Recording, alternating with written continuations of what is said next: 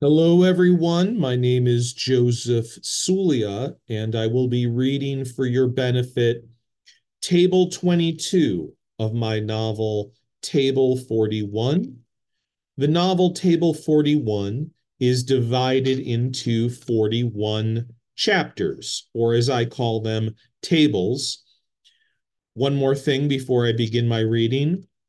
I created the image on the screen. That was not artificially generated.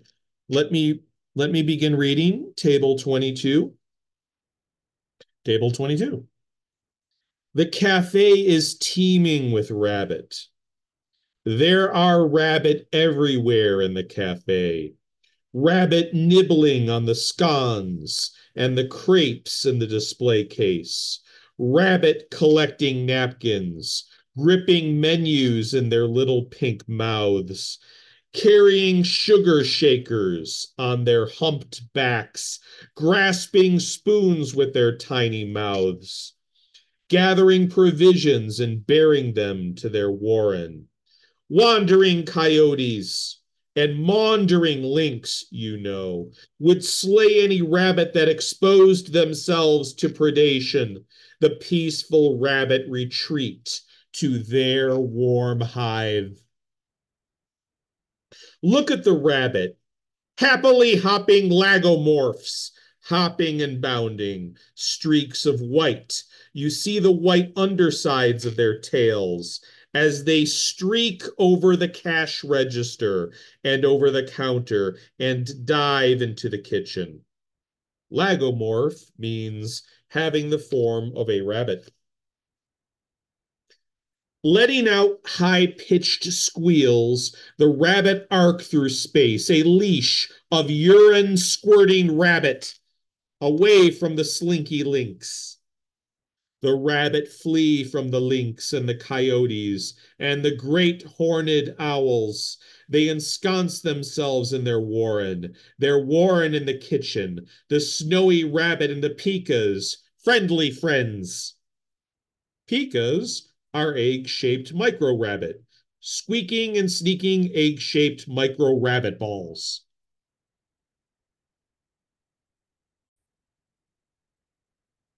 Squirming across the floor, a tranche of beaver, gophers, gerbils, voles, and lemmings is coming. Insistently, insidiously, they are coming, once indifferent to one another. They now form a rowdy renegade army of rodent bandits. Like rebel warlords, they are the beaver, gophers, gerbils, voles, and lemmings. They dine on the sugar, they dine on the salt. Their chitterings and chatterings are intolerable. Chuckling chuckleheads, clucking chickens strut among their ranks. The beaver, the gophers, the gerbils, the voles, and the lemmings form a wavy, wondrous, shivering, brown, black, and beige rug. You glance to your left and observe that the ceiling is buttressed by white palisades, and that the palisades are covered with squirrel. The squirrel scramble down the pillars, down the palisades, scampering and scurrying, crawling out of a hole in the ceiling. Squirrel are scampering down the white pillars head first, their white ringed ebony eyes glimmering. They fall to the shiny obsidian floor and rush into the washrooms. The mare cats are waddling towards you. They are nibbling at your clothing now. The mare cats stand erect, as if imitating the posture of human beings in their arrogance, with one important difference. Their tails are acting as third legs, mammalian tripods. The fire-eyed otter is devouring the melting cake. A colony of badgers is eating a cluster of hamburger patties in the vapory kitchen. Squirrel are snaffling the scrambled eggs, parceling them with their small hands, and stuffing them into their oval, faces. The only other human being in the cafe, a matronly woman with pearl earrings, looks with displeasure at the train of ocelots and wolverines that shuffles into the cafe. Or is she displeased by the display of animal sexuality that is unfolding? Or is she displeased by the display of animal sexuality that is unfolding? Grubbing skunk, grasping skunk, grabbing rabid skunk show no restraint as they mount their female counterparts.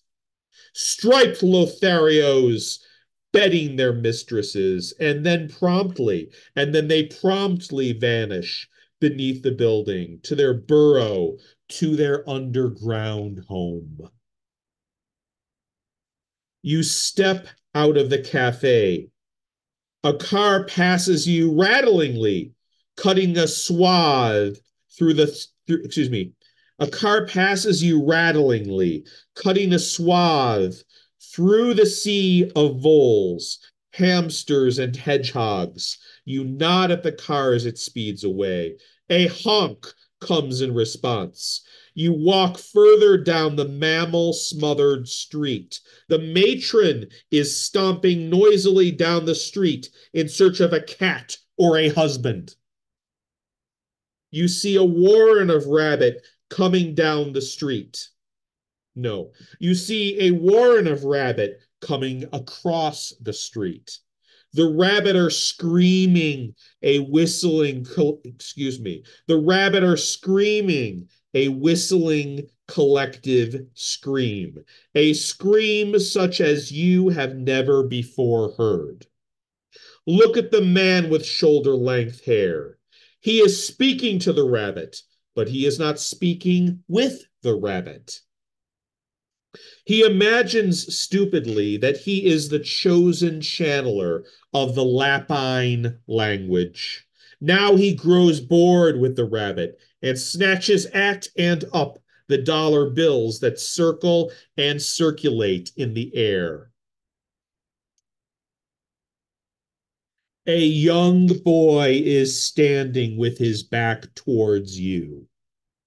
He is around 12 years old, shirtless and pallid-skinned. He pitches a basketball against the outer wall of a furniture store.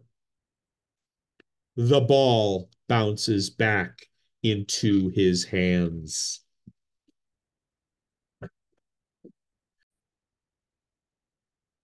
Thank you very much, everyone.